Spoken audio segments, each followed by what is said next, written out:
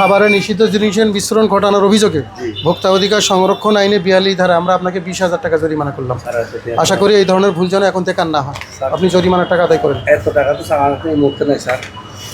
আইনে বলা আছে 2 লক্ষ টাকা জরিমানা। আপনি যদি কথা বাড়ান আইনে যেটা বলা আছে আমি ওইদিকেই যাবো। মেহরবানি করে আপনি যেটা বলেছি জরিমানার টাকা আদায় করেন। আপনি এই মুহূর্তে স্যার এত টাকা লাগতো স্যার। জি রহমান স্যার। এটা নিয়ে কথা বলা যাবে না। কেবলা থাকতো না কোথাও পছন্দ করে চাই স্যার একটা থাকলে আমি দিতাম স্যার। আপনার বয়স কত?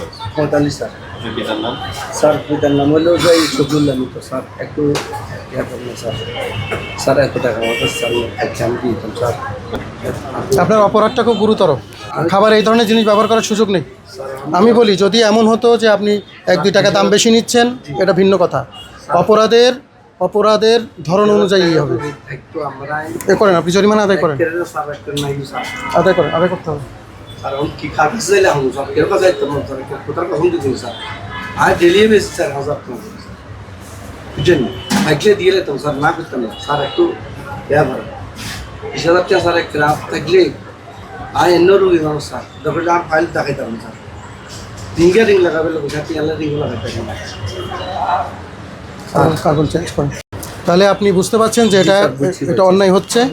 আপনি স্বীকার করেন যে এটা ভুল হচ্ছে। স্বীকার করছি স্যার। এই ধরনের ভুল আর হবে না না স্যার কথা দিচ্ছেন যে এই ধরনের ভুল আর হবে না? এর মধ্যে আবার আসছে আমি দেখি যাই স্যার।